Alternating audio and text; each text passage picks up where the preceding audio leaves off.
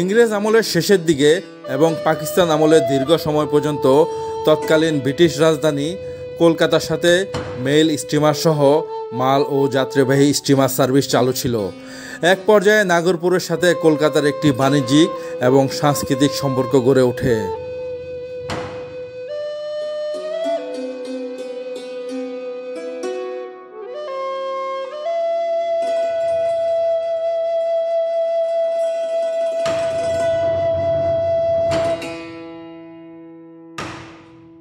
বিষাক্ত সাপের জঙ্গলে পাকুটিয়া জমিদার বাড়িতে ঊনবিংশ শতাব্দীর শুরুর দিকে কলকাতার ধনাঢ্য ব্যবসায়ী রামকৃষ্ণ সাহা মণ্ডল জমিদারি শুরু করেন।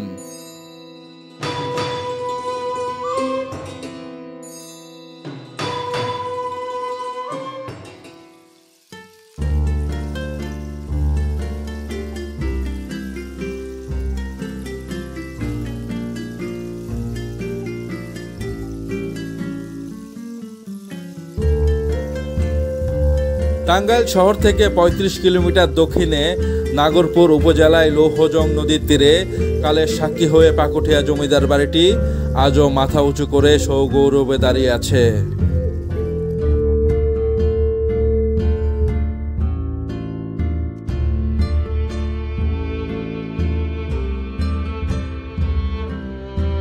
তখন জমিদার বাড়িটি ৩ মহল ৩ তরফ নামে পরিচিত ছিল। এই বাড়ির সামনে দিয়ে কেউ জুতা পায়ে অথবা ছাতা মাথায় দিয়ে যেতে পারতেন না।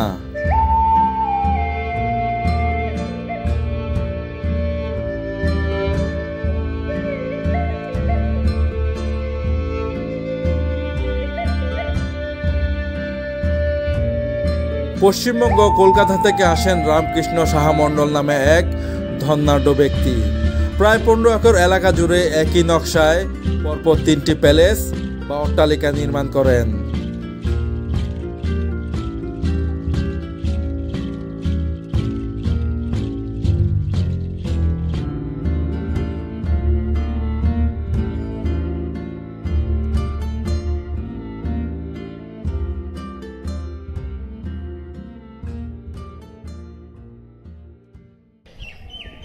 আসসালামু আলাইকুম, সবাই কেমন আছেন? আশা করি সবাই ভালো আছেন।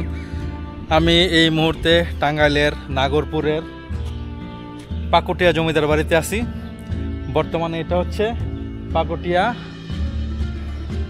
বৃন্দাবন চন্দ্র রাধা গোবিন্দ কলেজ।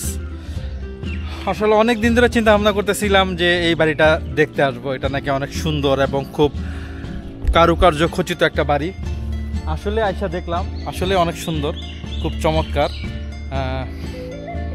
অনেক কষ্ট করে আসতে হয়েছে, প্রচণ্ড গরম, প্রচণ্ড রোদ, দেখতে পাইতেছেন একদম সূর্য মাথার উপরে। তারপরও চেষ্টা করব আপনাদের এই বাড়িটা ভালো করে দেখানোর জন্য। চলেন কথা না বাড়ায়া, এত সুন্দর একটা বাড়ি, আগে বাড়িটা একটু দেখি এবং এটার ইতিহাস জানার চেষ্টা করি। চলেন, আর দেরি না করি আমরা।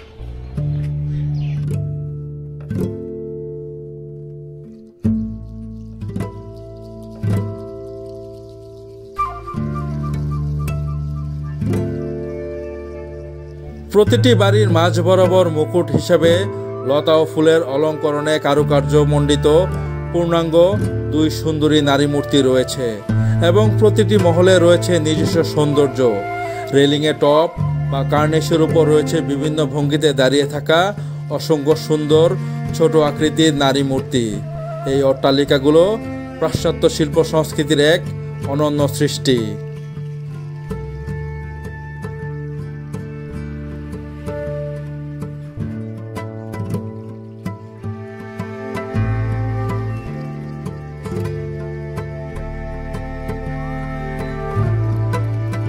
রামকৃষ্ণ সাহা মণ্ডলের 2 ছেলে বৃন্দাবন ও রাধা গোবিন্দ। রাধা গোবিন্দ নিঃসন্তান, কিন্তু বৃন্দাবন চন্দ্রের ছিল 3 ছেলে।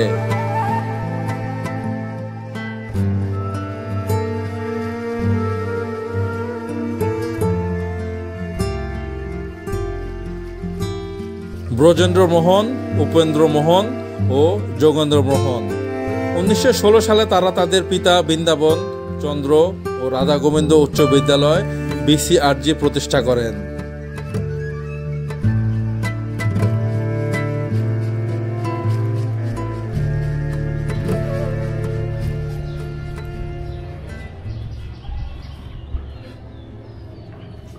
ভবনটা শুধু হাঁটতেছি আর দেখতেছি, এতই বিশাল যে কল্পনারও বাইরে। অনেক বড় একটা বাড়ি। স্তম্ভগুলি দেখছেন কি বিশাল, কি সাইজ, পুরোটাই লোহার, কারুকার্য খচিত একবারে, নিচ থেকে একবারে উপর পর্যন্ত পুরোটাই। কি চমৎকার স্ট্রাকচার! এরকম বাড়ি সাধারণত আমি খুব কমই দেখছি। এই যে এখানেও অনেক সুন্দর করে তৈরি করা, দেখছেন। এই যে ওখানে যাওয়ার, দোতলা যাওয়ার সিঁড়িও আছে। দেখি সিঁড়ি পাই কিনা। আসলে কোন দিক শুরু কোন দিক শেষ কোনো কিছু বুঝতেছি না। আমরা একদম পিছনে চলে আসছি। এখানে সবগুলি স্তম্ভ, কি মোটা মোটা, বাহ চমৎকার।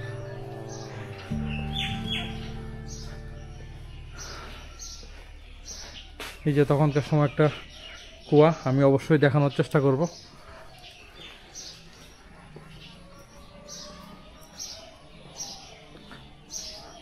অনেক সুন্দর আসলে, এক কথায় অসাধারণ। প্রত্যেকটা জিনিস যদি একটু সংস্কারের ছোঁয়া লাগতো তাহলে যে কি সুন্দর হতো, কল্পনার বাইরে।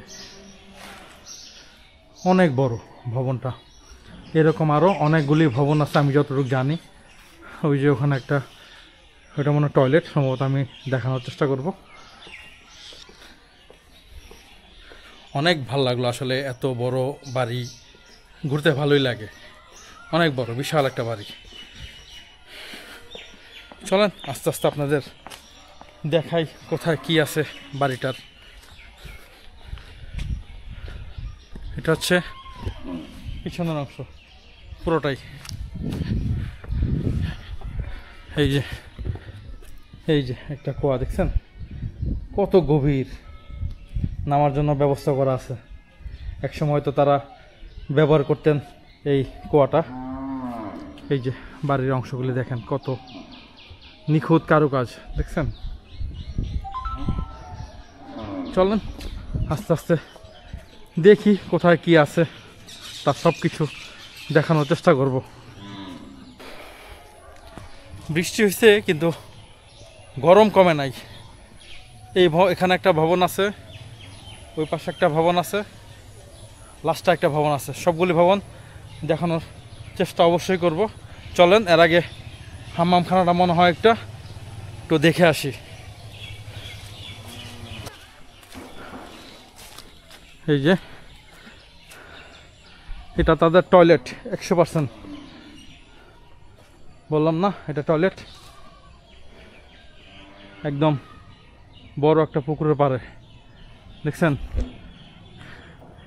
এই যে টয়লেটটা, ভিতরে না যাই, পরিবেশটা খুব খারাপ আসলে, ক্যামেরায় সেটা দেখাইতে চাইতেছি না। চলেন আমরা বাড়িগুলি একটু দেখি, কতটা সুন্দর আসলে এই বাড়িঘরগুলি। অনেক রুচিশীল ছিল এই জমিদার। তার বাড়ির কারুকাজগুলি দেখলে আসলে বোঝা যায় যে সে কতটা আভিজাত্যপূর্ণ জমিদার ছিল। জমিদার তো অনেক রকমই হয়, মন মানসিকতার। দেখা গেছে ছোটোখাটো জমিদাররা অল্প ছোট একটা বাড়ি তৈরি করে, কোনো কারুকাজ নাই, কিন্তু এটা কিন্তু ওরকম না। এটা কিন্তু অনেক কারুকার্য খচিত পুরো বাড়িটাই।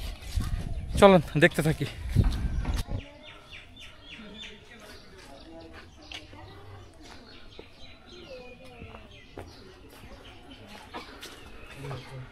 এই যে এখানে আরেকটা কুয়া আমরা দেখতে আসলাম। ওটা থেকে এটা আবার গভীর বেশি। এটা তো উঠা নামার জন্য সব ব্যবস্থা করা আছে। একসময় তো রাজাবাদশারা এখান থেকে পানি নিয়ে জমিদাররা তাদের ঘরের সব কাজ করত এবং তাদের প্রয়োজন মেটাতো। এটা একদম বাড়ির পিছনে, 3টা বাড়ি টোটাল। আমরা একবারে শেষ বাইরেতে আসছি, ওখানে একটা, এখানে একটা, এখানে একটা। প্রত্যেকটা বাড়ি আসলে দেখার মতো।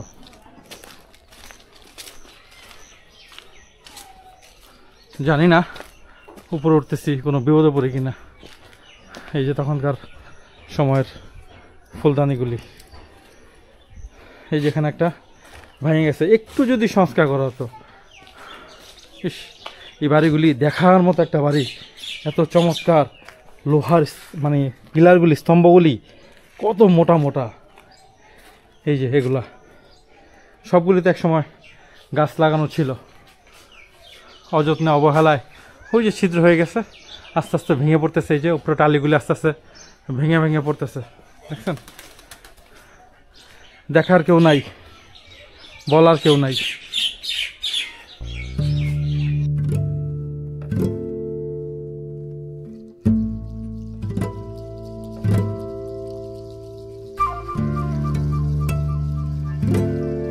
পাশ্চাত্য শিল্পী সংস্কৃতি সমৃদ্ধ মনের মাধুরী মিশিয়ে স্থাপত্য মূল্যের এক অনন্য সৃষ্টি তাদের এই প্যালেস।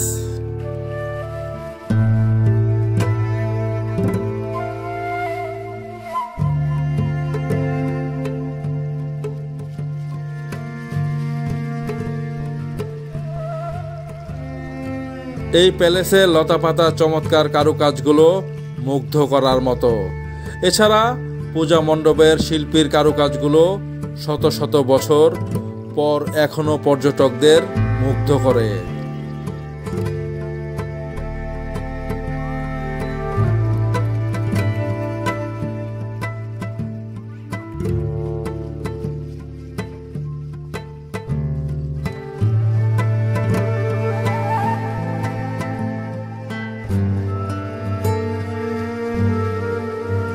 দৃষ্টিনন্দন এই জমিদার বাড়িতে প্রতিদিনই ভিড় বাড়ছে পর্যটকদের। জমিদারিত্ব নেই, আছে শুধু জমিদারদের ইতিহাসের সাক্ষী পাকুটিয়া জমিদার বাড়ির পরতে পরতে রয়েছে কালের নিদর্শন।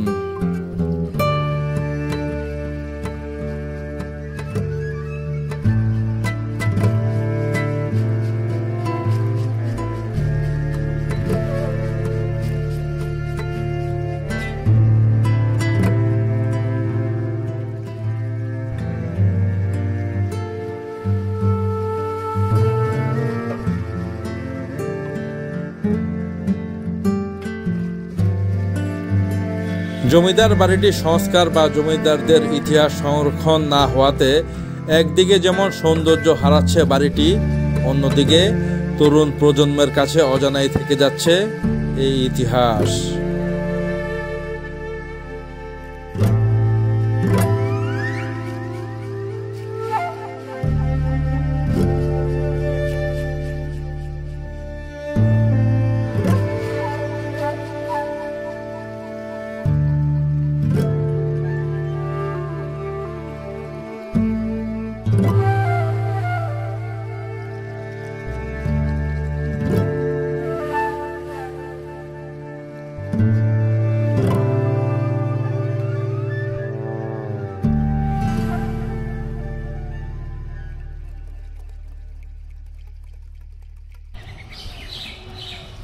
আলহামদুলিল্লাহ, বেশ 4টা বাড়ি দেখলাম। ওইটা হলো সবচেয়ে বড়, এরপরে এটা, এরপরে এটা, এরপরে এখানে একটা বাড়ি আছে, এই যে এখানে একটা বাড়ি আছে। টোটাল 4টা বাড়ি দেখলাম। এক একটা বাড়ি এক একটা বাড়ি থেকে সুন্দর। এই বাড়িটা অসাধারণ, মানে এক কথায় অসাধারণ। শেষের বাড়িটা আমার কাছে সবচেয়ে বেশি ভালো লাগছে, এই বাড়িটা। এরপরে সবগুলি বাড়ি সুন্দর, কিন্তু তুলনামূলক আমার এই বাড়িটা উপরে অনেক আপনার মূর্তি, অনেক কিছু আছে। এই জিনিসগুলি খুব আকর্ষণ করে। ঠিক আছে, ভালো থাকেন। চেষ্টা করলাম ইতিহাস আপনাদের জানানোর জন্য এবং ভালো করে দেখানোর জন্য। জানি না কতটুকু পারছি। ভালো থাকেন, ইনশাআল্লাহ আগামীতে দেখা হবে, কথা হবে। আসসালামু আলাইকুম।